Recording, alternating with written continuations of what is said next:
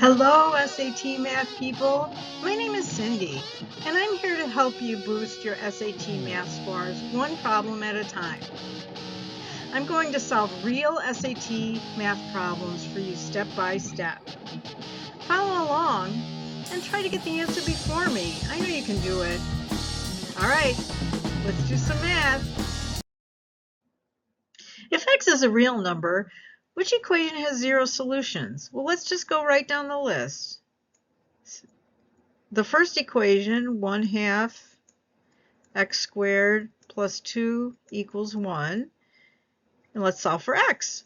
So we'll subtract 2 from both sides. So we get 1/2 x squared plus 2 minus 2 equals 1 minus 2. And we get 1/2 x squared plus 0 equals -1. Multiply both sides by 2. And you get these cancel, and you get x squared equals -2. Now we're going to take the square root of both sides, and we get x equals the square root of -2, which is an imaginary number, not a real number.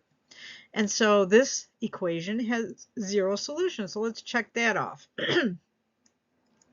Equation number 2 is 10x plus 6 times 1 minus x equals 2 times 2x plus 3. All right. So let's, first of all, we're going to do a couple things at once. We'll multiply the 6 throughout, and we'll multiply the 2 throughout on the right-hand side. All right. So we get 10x plus 6 minus 6x is equal to 4x plus 2 times 3 is 6. All right, let's combine the 10x and the -6x, so that's 4x plus 6 is equal to 4x plus 6, which is really interesting. So 4x plus 6 equals 4x plus 6. That's a true statement, but in this case, any number that we put in for x is going to work. It's like saying 2 is equal to 2. So this equation actually has an infinite number of solutions, and so therefore it doesn't have zero solutions. It has an infinite number of solutions, so we'll cross that off. Number 3 is a possibility. Number 3 is possible. Let's see. 7 times 2x minus 1 equals 3 times 5x plus 3 minus x. Let's see if that has no solutions. So let's first of all multiply that 7 throughout over here, and we're going to multiply the 3 throughout on the right-hand side.